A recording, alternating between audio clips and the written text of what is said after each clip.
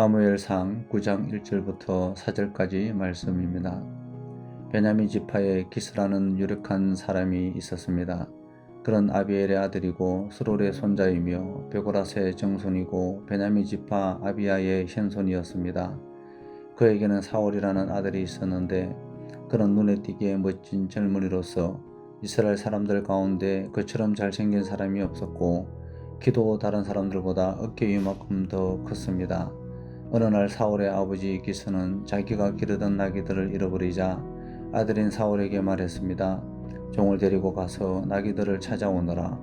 그래서 사울은 에브라임 산지와 살리사 땅을 두루 다니며 샅샅이 찾아보았지만 나귀들을 찾을 수 없었습니다. 사알림 지역에 가봐도 없었고 베냐민 지역에 가봐도 나귀들은 보이지 않았습니다. 아멘. 이스라엘 백성들은요, 사무엘에게 인간 왕을 세워달라고 요구했고요.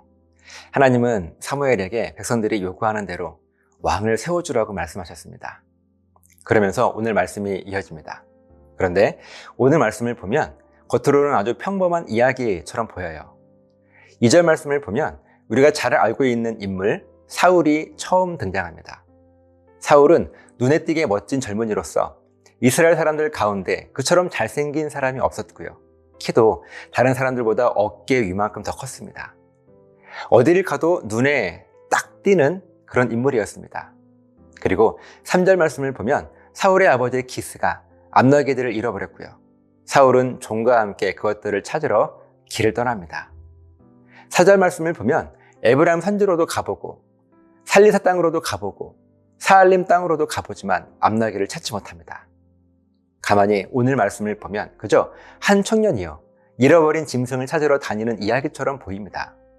그런데 말씀을 깊이 묵상해 보면 사울은 잃어버린 암나귀를 찾고 있었지만 하나님께서는 잃어버린 이스라엘의 지도 질서를 새롭게 하고 계셔요.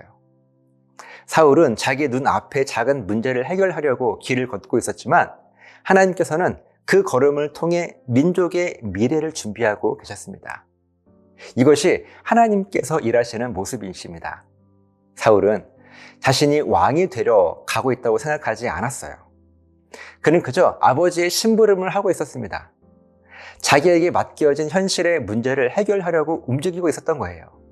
그러나 하나님은요, 그 평범한 걸음 뒤에서 더 큰 계획을 진행하고 계셨습니다. 사울에게는 암나귀가 중요했지만 하나님께서는 이스라엘의 앞날이 걸려 있었습니다. 사울에게는 잃어버린 짐승이 문제였지만요, 하나님께서는 한 나라의 지도자가 준비되는 일이 더 큰 문제였습니다.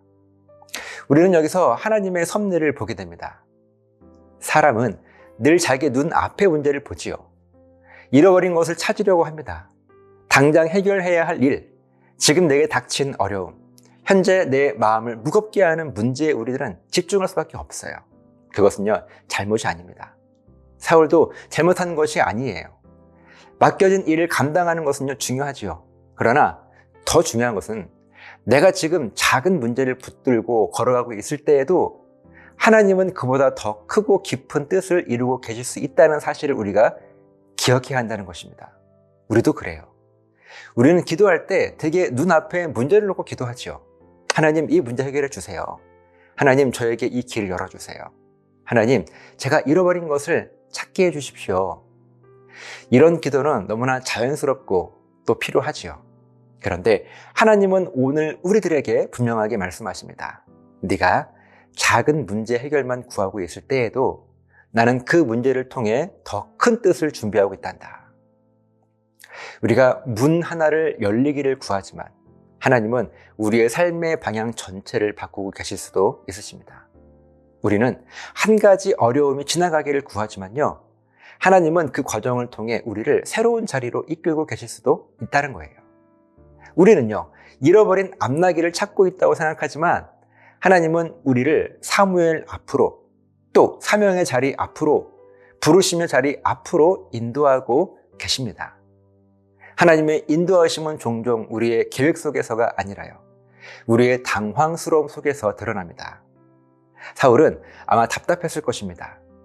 왜 이렇게 돌아다녀도 찾지 못하는가?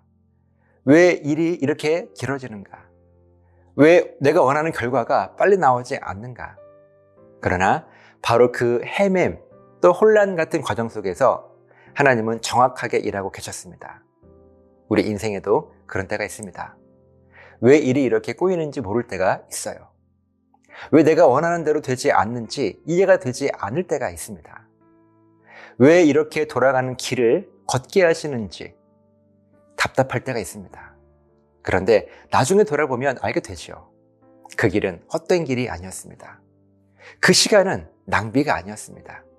내가 잃어버린 것 하나 때문에 울고 있을 때 하나님은 내 인생 전체를 더 큰 방향으로 이끌고 계셨습니다. 그러므로 우리는 오늘 말씀을 묵상하면서 두 가지를 붙들었으면 좋겠어요. 첫째는요, 눈앞의 문제만 전부라고 생각하지 말아야 합니다. 내가 지금 보는 것이 전부가 아니에요. 내가 지금 구하는 것이 하나님의 계획의 전부가 아닙니다. 하나님은 언제나 내가 보는 것보다 더 넓게 보시고 내가 생각하는 것보다 더 멀리 준비하십니다. 두 번째는요, 문제 속에서도 하나님의 더 큰 뜻을 신뢰할 수 있어야 합니다. 앞나기를 찾지 못한 것은 사울에게 실패처럼 보였을 수 있어요. 그러나 그 실패처럼 보이는 그 지연 속에서 하나님은 새로운 시작을 준비하고 계셨습니다. 마찬가지로 지금 내 삶에서 뜻대로 되지 않는 일이 있다면 거기서 끝이라고 생각하지 마십시오. 하나님은요, 그 자리에서도 일하십니다. 내가 붙들고 있는 문제보다 더 큰 뜻을 이루고 계십니다. 눈앞의 문제만 보지 마시고 그 너머에서 일하시는 하나님을 바라보십시오. 잃어버린 것을 찾는 마음으로만 살지 말고요, 더 큰 길로 인도하시는 하나님을 신뢰하십시오. 그 하나님께서 오늘도 우리의 작은 발걸음을 통해, 우리의 평범한 하루를 통해, 우리의 답답한 현실을 통해 더 큰 뜻을 반드시 이루실 것입니다. 기도하시겠습니다. 하나님, 내가 오늘 내 눈앞에 보이는 이 문제들만 따라가지만 우리가 믿고 신뢰할 수 있는 것은 하나님은 그보다 더 큰 일로 내 삶을 이끌어 가십니다. 그렇게 하나님의 뜻을 우리가 경험할 수 있는 믿음의 눈을 허락해 주시옵소서. 감사드리며 예수님 이름으로 기도합니다. 아멘.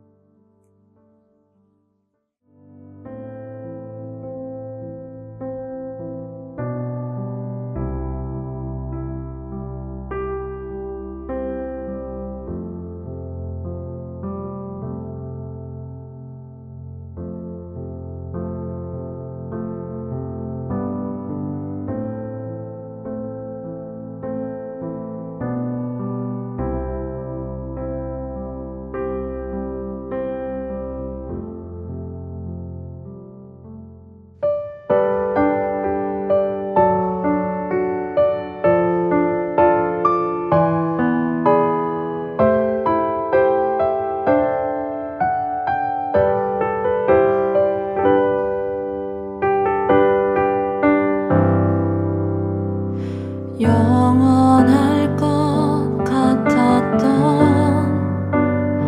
일상들을 하나둘 잃어가고 그제서야 모든 것이 주님의 선물임을 깨닫죠.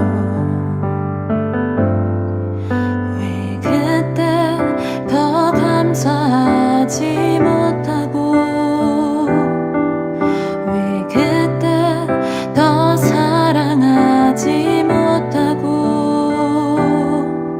그저 당연하게 그저 익숙하게 그냥